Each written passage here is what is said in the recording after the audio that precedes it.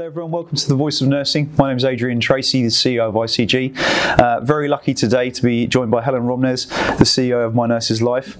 Welcome Helen to The Voice of Nursing. Thank you. Hello Adrian. Hi everybody. Helen, give us a bit of background about yourself and how you got into nursing. Yeah, so I started nursing in 1993 and joined as a student nurse, very young, very naive, I suppose, about the world at 18, jumped into nursing. I think nursing appealed to me at the time because it was a job with a career, a definite career at the end. You were going to have chances of progression and training. It sounded fairly exciting, and what I'd seen of it before I joined as a student nurse, I'd done a placement for a year. I thought, this looks like a job that could have so many potentials and so many different aspects to it that I just thought, you know, what else would I want to do? It wasn't something I'd built up my whole life up till. In fact, as a younger child, I wanted to be a doctor, and I suppose the whole doctor thing got my parents fairly excited, and the family were going to have a doctor in the family, and isn't she clever? And but the only thing with being a doctor is you got to study really hard, and unfortunately I wasn't that bothered about studying, so that kind of went off. That went off the interest scales, and kind of left school with no direction, to be fair. Ended up going from a grammar school, ended up going to a bakery, so that wasn't the dizzy heights. Different path, yeah. That they wanted to see me at. And I knew I had intelligence enough to do more, but I just didn't know what I wanted to do. I was quite good at art, I was quite good at English, and I just didn't really know which direction. But I say I'd taken all those science pathway, thinking maybe I'd be a doctor or maybe a vet, or, you know, something that you know, was really tough. I think I just wanted to challenge myself, and I think now when I look back, I think, yeah, that's what I really wanted, to push myself as hard as possible. But I say academically, between the ages of 12 and 15, I just totally lost interest in academia and more interested in friends, you know, the usual teenage things that you get interested in. Horses actually came back into my life when I was 15, so that, you know, teenage gap when you're just knocking around and having fun.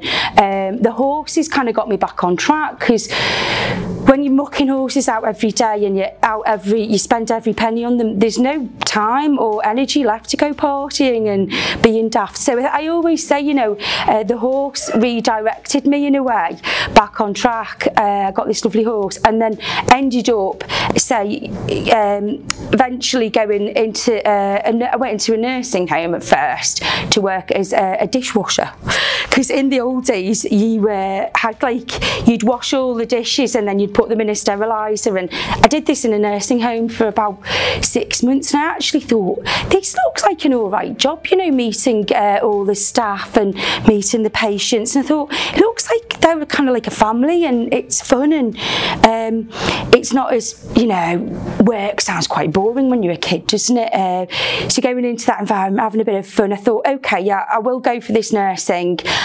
People kind of encouraged me, went for it.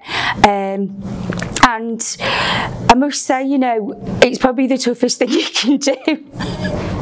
I probably think it's probably medicine as well, but I do think it's one of the toughest occupations you could ever choose. And what did you go to university then to do that, or did you go through like a course trained as a nursing school? So what was your route in? Yeah, so I was pre-degree nurse. That came just after I qualified. In fact, my business partner Mel, she was one of the first degree students, and she came down to Middlesex to do hers. But I stayed up north. I went to a hospital in Liverpool, and yeah, so my pathway was diploma, and you only needed 5 GCSEs of C and above, so it wasn't that hard to get in, to be fair. They wanted maths, English, and I think biology.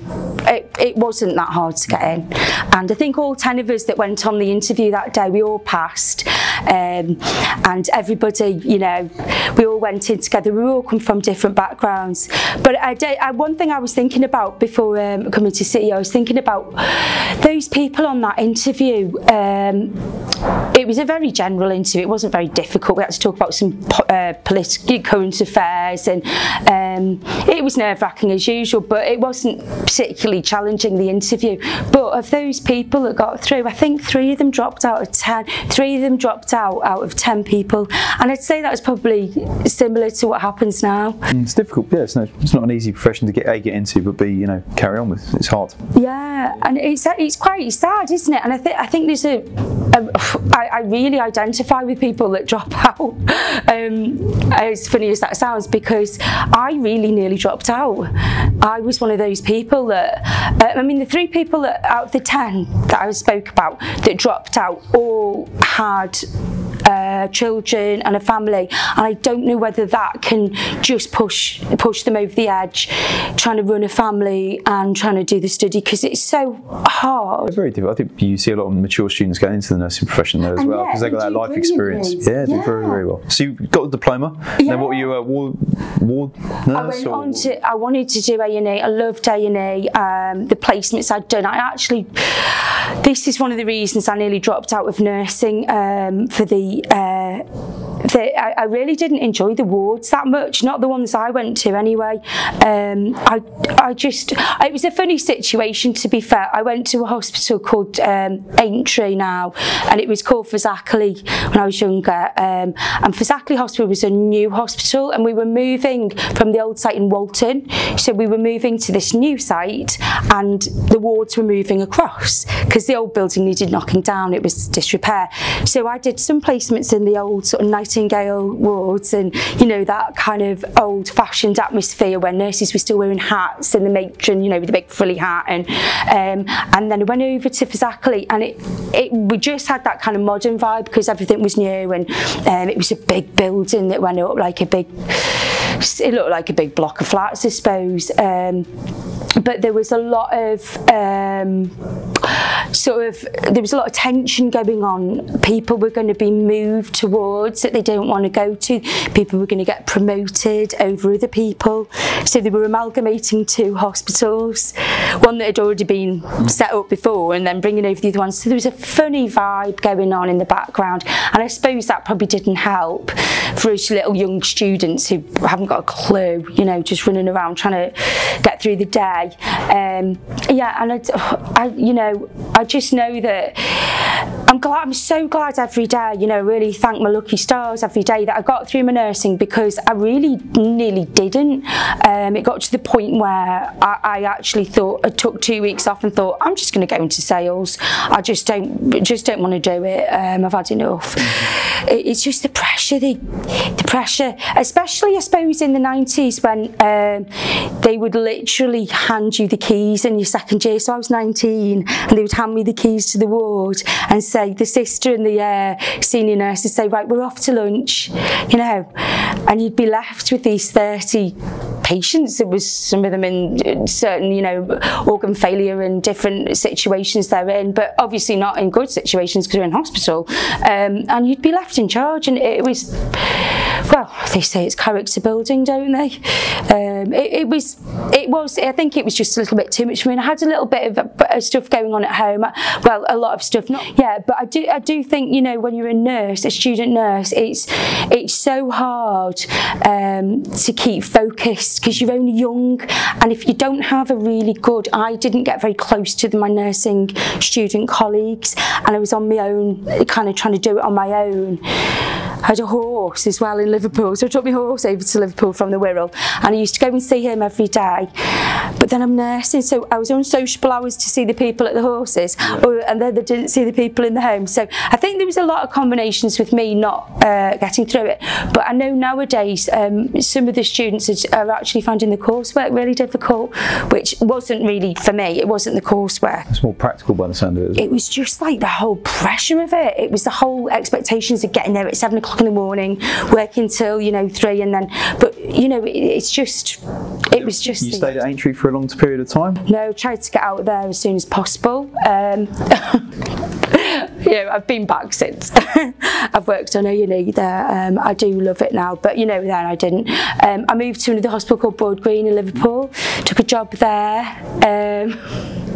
I went to probably the worst ward for a 21-year-old graduate. I went to elective orthopaedics, where people have, in them days, they stayed in for weeks. So they'd have a hip replacement and they'd stay in for about 6 weeks, and you had to rehabilitate them and you'd walk them down the ward, and then you'd, you know, every day was the same. You'd be doing the same things for the same people, and it was just, I thought I was going into trauma orthopaedics in the Royal, but they put me into Broad Green, their sister hospital, which is like not exactly as big and exciting, and yeah, so that really wasn't, again, this sounds really negative, but this is just my experience as a young nurse. I really didn't enjoy it, and yeah, it got to the point where I just didn't want to do it. My manager didn't like me, he made that very clear, and if I did something wrong, this is the thing in nursing, this is the horrible thing, if you do something wrong because you think, okay, I'll do it because I think that's what they're telling me to do, and you're not grown up enough to realise there's protocols, and you go do something, you get in so much trouble, and there's so much comeback, and it's so like, I think that just happened to me. I think I took someone's drug line down because in handover he said it needed to come down, so I thought, right, I'll get it down, and apparently I did the wrong thing, because obviously I shouldn't have been touching it, I think, but you know, and then that became such, instead of it becoming a learning you know, opportunity, it became, you know, let's bash you over the head with it, let's make you feel horrendous. That was just him. I won't say the rest of the ward were like that, I'll say he was like that, and he had a reputation as well. So I didn't have the best, but there was a nice nurse on the ward, and he listened to me, and he said to me, you need to move, you need to do something else. And I said, I'm thinking about going to university. I read a lot of books, I was thinking about doing English, and he said, if you're not happy, go away, do what you've got to do. And because my parents didn't want me to do it, my dad basically said, you've got your nursing, you know, you're not going to get loads of chances in life, so just stick with your nursing. I don't want to. I was really unhappy, so ended up going down to Luton and doing an English degree. Yeah. Random, but yeah. Yeah. And then where did you go on from there? You did some journalism, didn't you? When you do English, did modern English, which is like a combination of you know, language and literature, and obviously you don't have to read Shakespeare. We have to read a little bit just to compare it, but luckily you don't have to read Shakespeare and all the really complicated old text, so we were just doing all the modern stuff, modernish.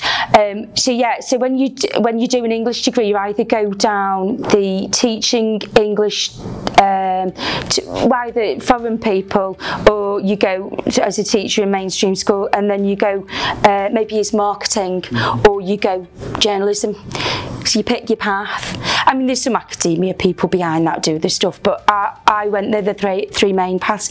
So I just thought, oh, I want to be a writer, I don't want to be a teacher, and did that and went down that path. And how did you return to nursing? Well, to stay on the register, you need to keep your hours up, you need to do so many hours, as you well know, per year, per 3 years. So I just worked out, if I keep doing bank nursing, I'll stay on the register. So during them 3 years, I didn't work at all, apart from, and of course I was on better money than most people because I was a registered nurse. So if I did 6 weeks work, I'd have like so much more money than them working, people that had to work and go and work in bars and shops and blah blah. So yeah, it worked out well that I was able to go and get the money in my holidays, and I just went back home and did care home work on the agency. And I actually stayed on that bank for 10 years, so that was actually a good experience in nursing, being in a nice environment where you feel at home and people develop you. Yeah. Very good. And take us up to the present day. Yeah. So okay, so obviously down in Luton I did my English degree, and then I found out I had to do another course, which was in Essex. That was the one that I decided to go to. So I went down there and I did a newspaper journalism course. I'd been away then for 4 years from home, and I got really a bit homesick, and a bit, oh, I want to go home. And my mum had a little bit of an accident as well. She smashed her face up, so I thought I really could do it. Just kind of wanted to go home. So I went to Cheshire after I'd finished everything, did a job in journalism. Did that for a year or so, a couple of years, and it was okay. I mean, writing is okay, but again, journalism wasn't what I thought. It wasn't what Charles Dickens did in his novels. He didn't go looking for stories. It was basically reading a press release and rewriting it, a lot of it, and that was just like, oh my goodness, you know. I thought I was going to be out there, you know, finding stories, talking to lots of people. So when we were sitting in the office hour after hour, I would always use any opportunity I could, any excuse to go out. But then when I went to Liverpool, I went and joined the Daily, went back home because I was again a bit homesick, and went to the Daily Post in Liverpool and Echo, which are in the same building, and you know, it was similar to the small paper, to be honest. We were just kind of sitting in the office rewriting press releases. We had to ring every hour the police and the fire brigade and the coast guards to ask, and the ambulance service, to ask them if there'd been any. So you can imagine they'd be like, you know, doing this same. So I don't know. I can only take so much of it. So I ended up trying to find my way out of that as well, and asking, you know, how to get into Crown Court reporting. Somebody said to me, you need to go to the Crown Court, you need to go to the 3rd floor, you need to find Linda Ruffley's office, she runs a press agency there. So I was like, okay, I found this office, and then I met my partner on that day that I found the office, and that's my partner now, Tim. He worked as an office manager stroke reporter there, and that kind of led me into that, and I must say that was a job I really enjoyed, really enjoyed. And what was it at that point you then returned to the nursing? I was always in nursing, so actually even when I worked at the Echo and Post and I worked in the Crown Court, I'd still go and work in A&E on the agency. Okay. Yeah. I mean, it is a doable thing. You can be agency, or you can be bank, or you can get a part-time job, and you can work another career. If you want to do that, you can work them alongside. I know a few people who've been nurses and say mainly they want to do something related to it, like they want to become health visitor or social worker or something, or they just want to go up, you know, more study. And it is possible luckily with nursing, you can do that. Gives you that flexibility. It gives you that ability to, you know, plan your life. If you're full time on the rota, you know, I don't know about that because I haven't done that for a long time, but doing it as you know, ad hoc work certainly worked for me, helped me build my career, helped me learn the art of writing and learn the art of verbal communication better, because that's what a degree often does for you. And that's where you've come into the My Nurse's Life. Yeah, so we'd been doing I've been doing journalism up till when I had my children. So kind of, Charles was born in 2006 and James in 2003, but 2003 was a bad year because James was born a twin, and his brother died after 18 days, my son Carl. So I think I was really worried about going back into nursing or journalism. I just felt quite crushed, and losing a twin is a strange thing as well, because if you lose a baby, everybody obviously knows you've lost a baby and they all crowd around you and they make a big deal. But when you lose a twin, everybody always says to you, you've still got one.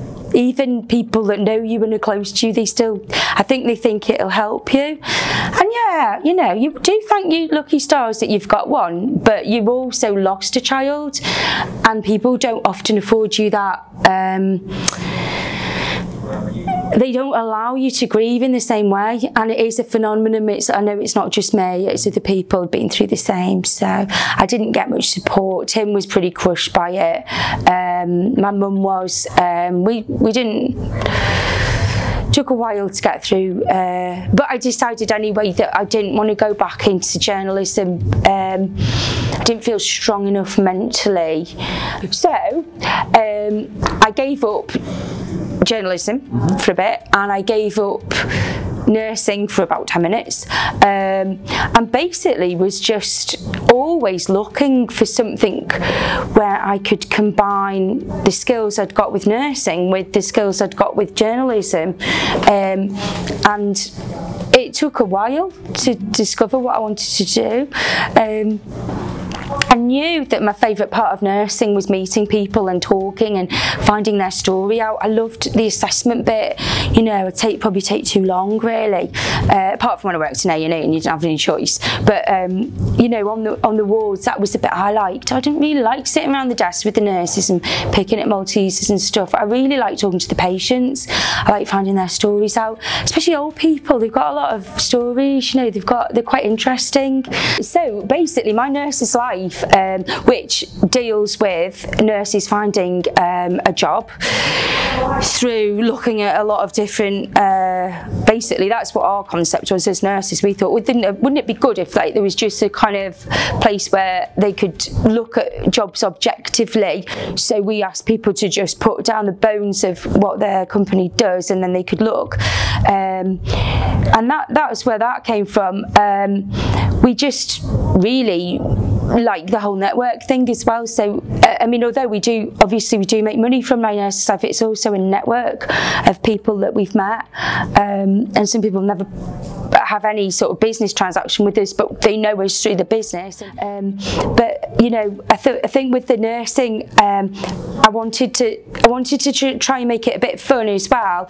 So you know, we do try and make the Facebook page especially fun, as well as makes you think. I want people to think about things and think these questions. So often it's not my view on there, it's just like, this happened. This Give us an example.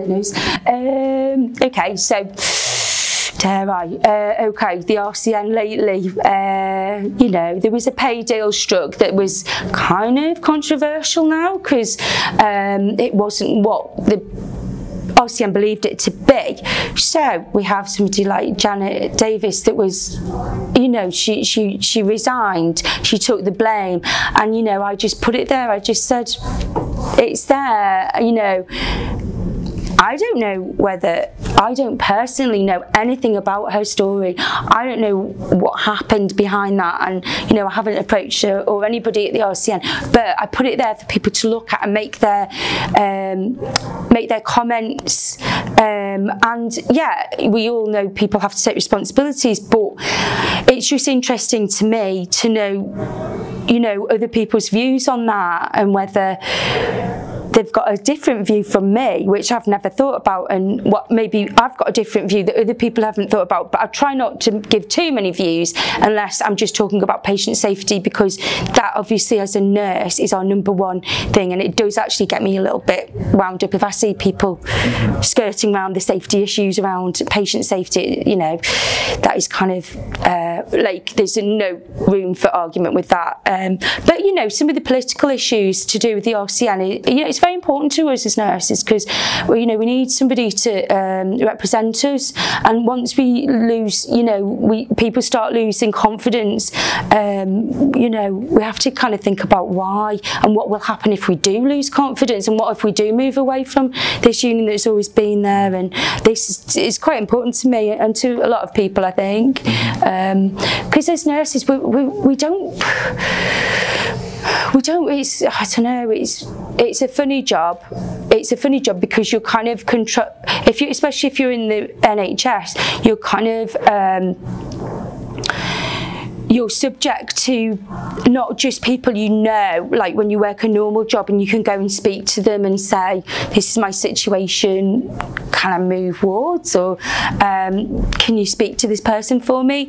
You can do with a ward manager, but what you know is sometimes those things, they go higher and higher and higher to people that you don't know, and you don't, you know, there's things going on that you don't know in the background, and it's a funny situation. You always feel that you've got to be absolutely perfect.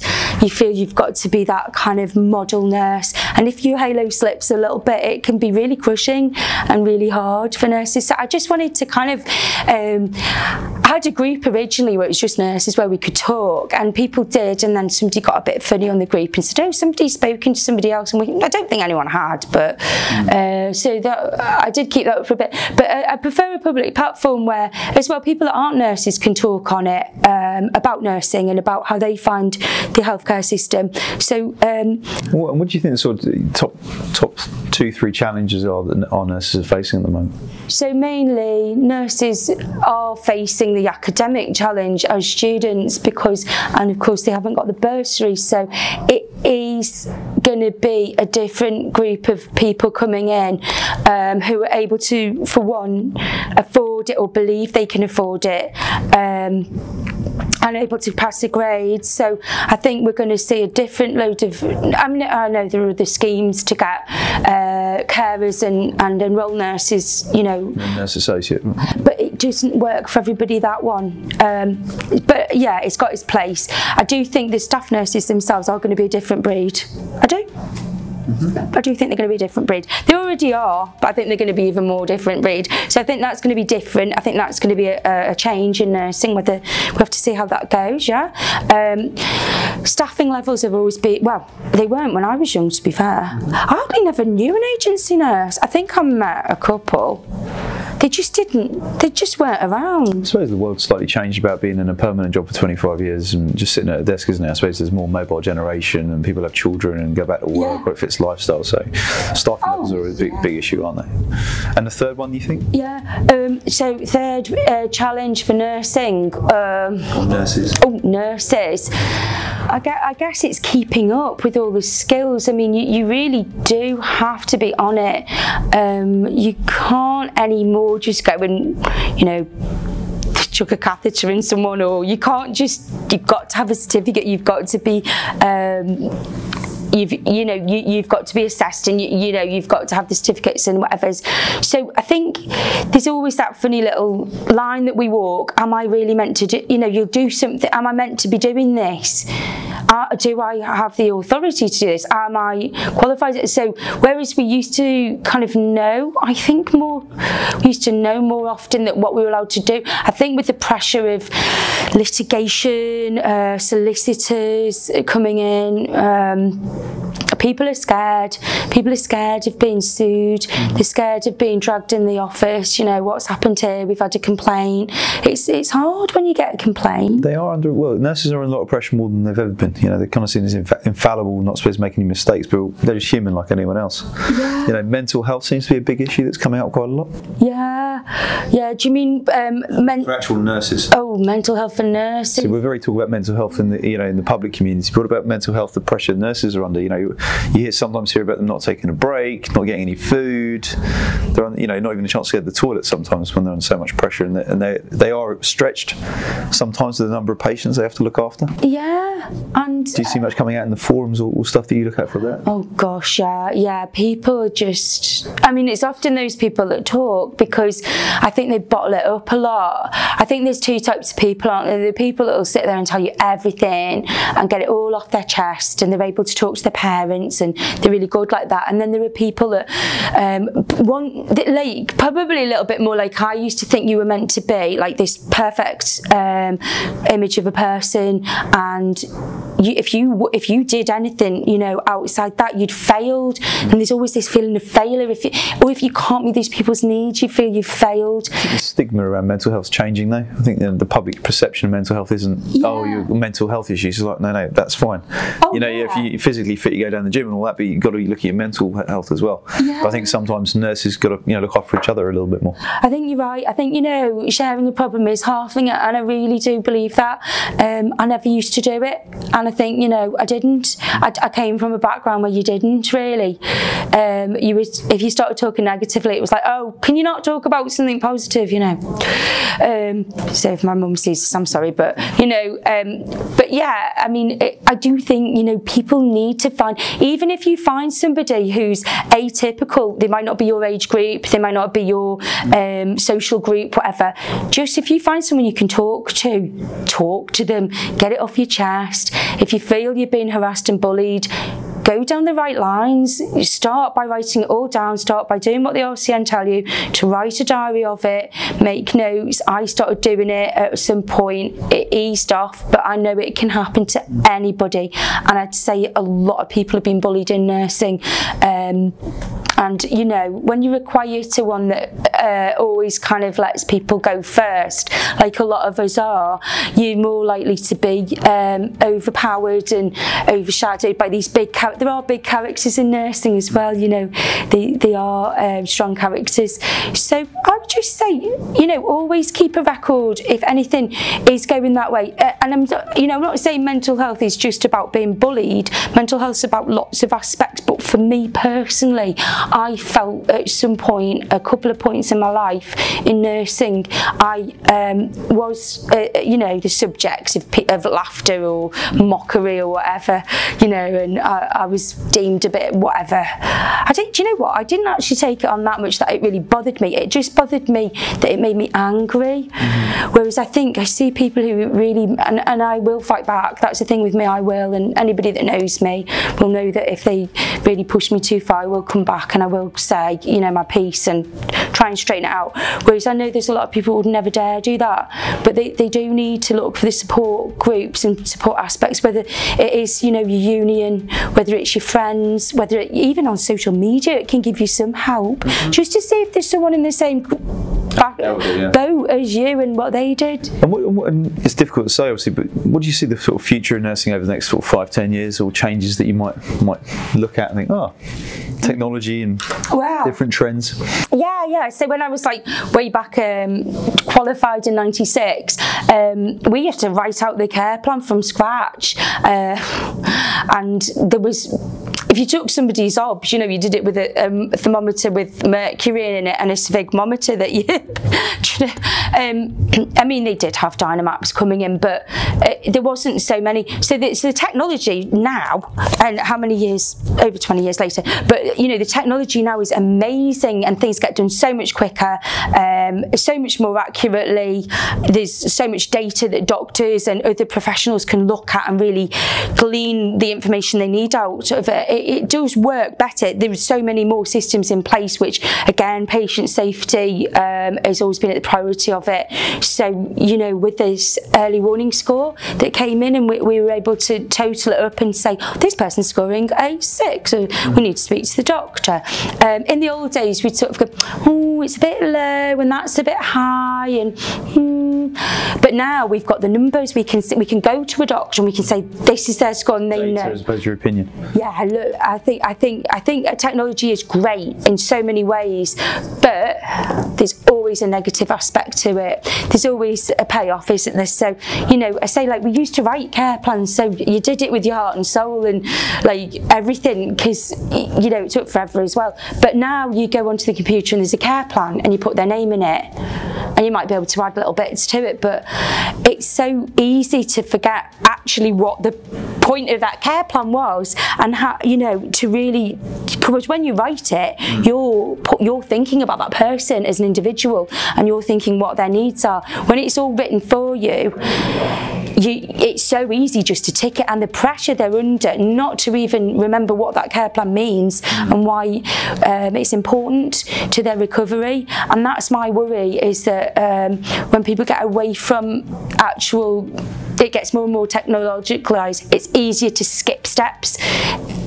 So use technology to help with data, but make sure you've still got personalised care. Yes. I think you just need to really never forget your patient's problems, and don't ever see them as a problem, because they're not. You know, they're what we're here for, and they might have issues themselves, as you know, as people do when they come into hospital.